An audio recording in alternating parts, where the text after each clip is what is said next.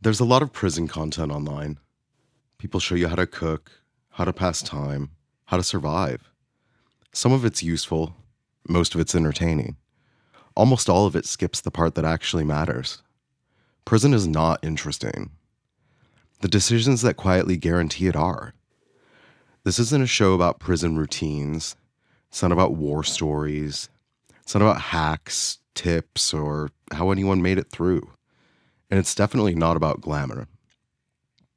A lot of prison content turns incarceration into a lifestyle category, something you adapt to, something you optimize.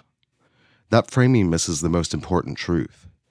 No one wakes up one day and accidentally ends up in there. Before we go any further, it's important to be clear about one thing. At this stage, this project isn't going to revolve around my specific crimes.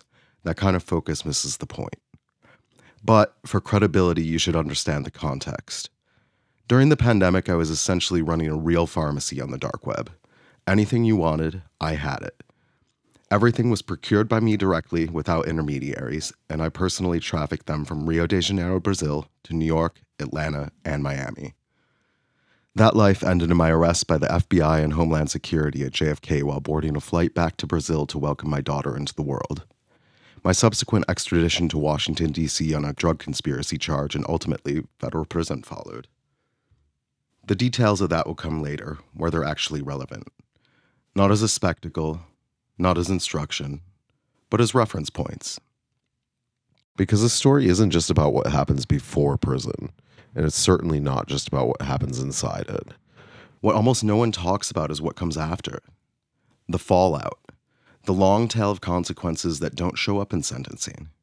The cognitive damage, the fractured relationships, the way your nervous system never quite powers down. The problem of rebuilding a life when your internal calibration is broken. Yet, the world expects you to be done with it. What matters here isn't what I did.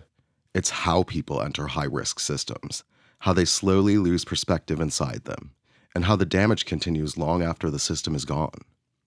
What's rarely talked about is the slow process that comes before, the part that doesn't feel dramatic while it's happening, the normalization of risk, the confidence creep, the way secrecy stops becoming something you do and starts becoming the way you think. This project is about operational drift, small, rational decisions stacking quietly over time until the outcome becomes unavoidable. Not the crime, not the punishment, the conditions and the aftermath. Prison content usually starts after everything is already over. The danger is gone, the uncertainty is resolved. But most damaging parts come before and linger long after. They live in perception, in judgment, in identity, and they don't end when the sentence does. This is about the hidden cost of living a clandestine life. Not just legal costs, but cognitive ones, emotional ones, relational ones.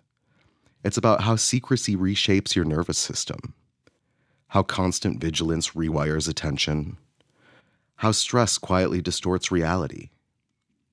Every episode focuses on one pressure point, one failure mode, one blind spot people don't recognize until it's too late. In the episodes that follow, we'll talk about how risk becomes invisible, why anonymity fails psychologically, how stress narrows decision-making, and why rebuilding afterward is harder than anyone admits. No timelines, no tactics, no instructions, just clarity. Prison isn't the story.